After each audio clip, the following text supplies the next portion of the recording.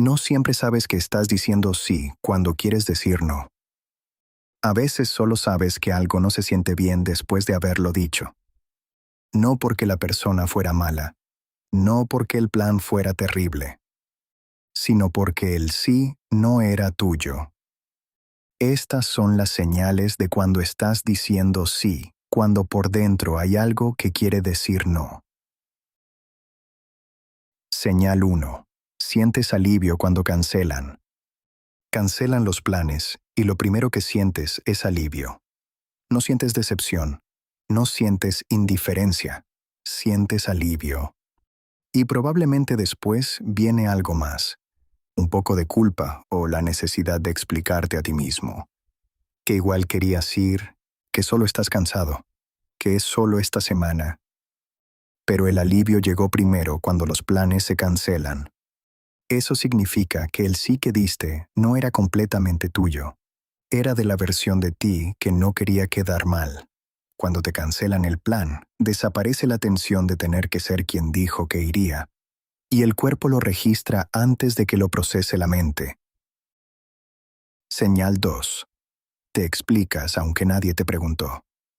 Dices que no a algo, y de inmediato empiezas a justificarlo. Es que tengo trabajo.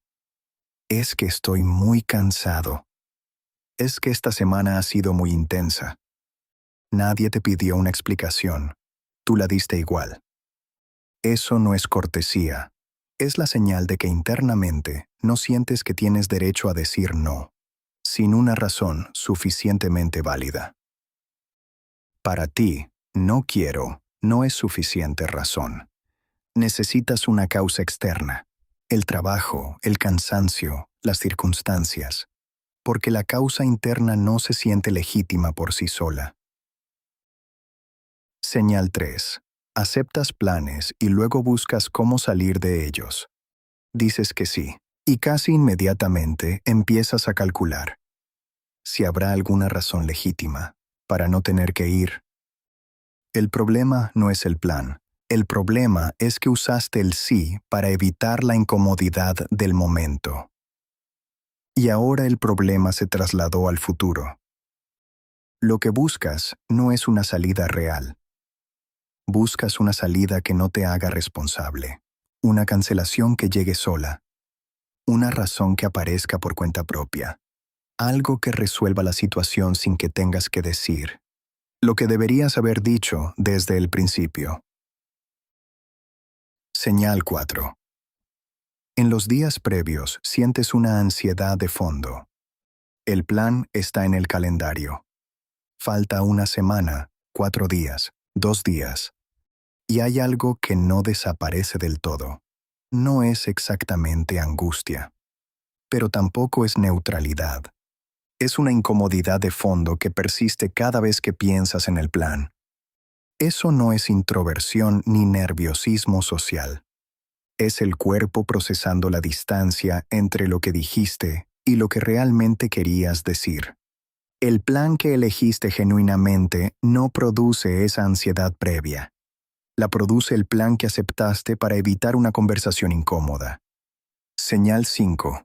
Llegas, y ya estás contando cuándo puedes irte. No llegaste a estar ahí. Llegaste a cumplir. Hay una diferencia entre presencia y presencia real. Cuando ya estás calculando la salida antes de acomodarte. La presencia es solo física, y la otra persona, aunque no lo nombre, lo percibe. No necesariamente como algo que pueda señalar, pero lo percibe en el tono, en el nivel de atención, en la sensación de que estás ahí, pero no estás. Lo que empieza como un sí para proteger la relación, termina produciendo exactamente la distancia que querías evitar. Señal 6. Dices quizás, o te dejo saber, cuando en realidad quieres decir no.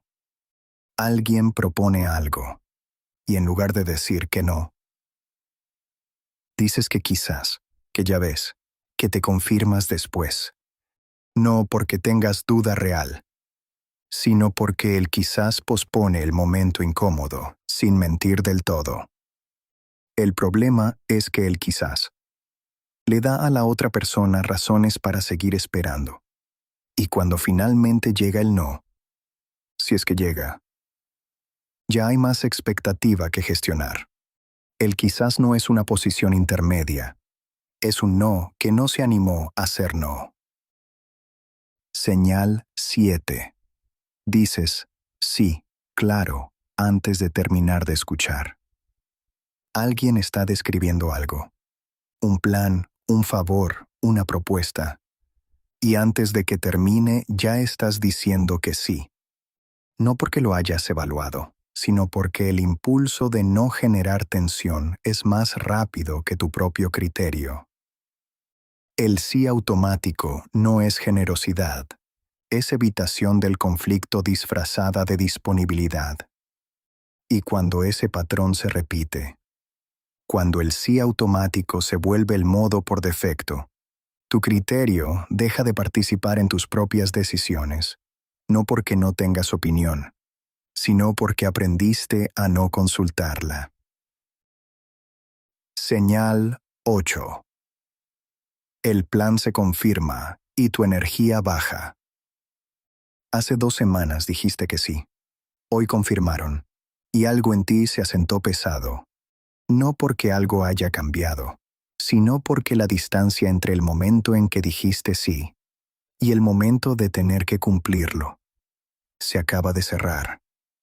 La energía baja cuando el cuerpo registra que lo que prometiste no lo elegiste realmente. El cuerpo no miente sobre esto. Puede que la mente construya explicaciones. Es que estoy cansado. Es que tengo mucho encima. Pero la energía baja antes de que lleguen esas explicaciones. Es información. Y vale leerla. Señal 9. Después de ir, te sientes vaciado, no recargado. Fuiste. Lo cumpliste. Fue bien. Y sin embargo, llegaste a casa más vacío que antes. No es que fue horrible. Es que no era tuyo. Las cosas que elegiste genuinamente pueden cansarte físicamente, pero no te vacían internamente. Lo que te vacía es sostener durante horas una versión de ti que no pediste ser ese día. Esa es la diferencia entre cansancio y vaciamiento. El cansancio viene de dar energía a algo real. El vaciamiento viene de mantener una apariencia que nadie pidió explícitamente, pero que sentiste que debías sostener. Señal 10. Cuando por fin dices no, esperas que algo salga mal. Las pocas veces que dices no claramente, sin justificación larga, sin quizás, sin buscar una salida, te quedas esperando. Esperando que la otra persona se moleste, que la relación se enfríe, que algo se rompa. Y muchas veces no pasa nada. La otra persona lo acepta sin drama. La relación sigue igual. Pero la espera estuvo ahí. Eso revela cuál es el costo real que estás evitando. No es el conflicto en sí, es la anticipación del conflicto. Y esa anticipación, no la consecuencia real, sino el miedo a ella, es lo que lleva años construyendo tu agenda. 10 señales distintas. Un mecanismo único. En todos los casos hay algo que pesa más que tu propia preferencia. No es el plan, no es la persona, no es el compromiso en sí. Es el costo percibido de decir no. Para quien tiene este patrón, y es más común de lo que parece. Decir no se siente más amenazante que decir un sí que no es genuino. Más amenazante que el alivio, más amenazante que el vaciamiento, más amenazante que llegar contando los minutos. Eso no es debilidad, es un sistema aprendido. En algún momento aprendiste que tu preferencia tiene un costo social, que decir lo que realmente quieres puede generar tensión, decepción, conflicto. Y el sistema aprendió a evitar ese costo antes de que lo proceses conscientemente. El resultado es una agenda que no construiste tú. La construyó la versión de ti, que aprendió a gestionar lo que otros sienten cuando no obtienen lo que esperaban. Ninguna de estas señales significa que eres antisocial, ni que no quieres a las personas en tu vida. Significan que hay una brecha entre quien hace los compromisos y quien tiene que cumplirlos. Y cuanto más frecuentes sean, más vale hacerse una sola pregunta. ¿Este sí es mío? ¿O es de la versión de mí que no quiere generar tensión? Hay una manera de empezar a saberlo. La próxima vez que alguien te pida algo, antes de responder, haz una pausa. No para pensar mejor la respuesta, para notar qué sientes en ese silencio. Ese primer impulso, antes de que llegue el cálculo social. Ya tiene la respuesta. Si quieres entender el mecanismo detrás de ajustarte a lo que otros esperan en lugar de lo que tú quieres, el episodio sobre por qué empiezas a abandonarte examina exactamente eso. El enlace está en la descripción.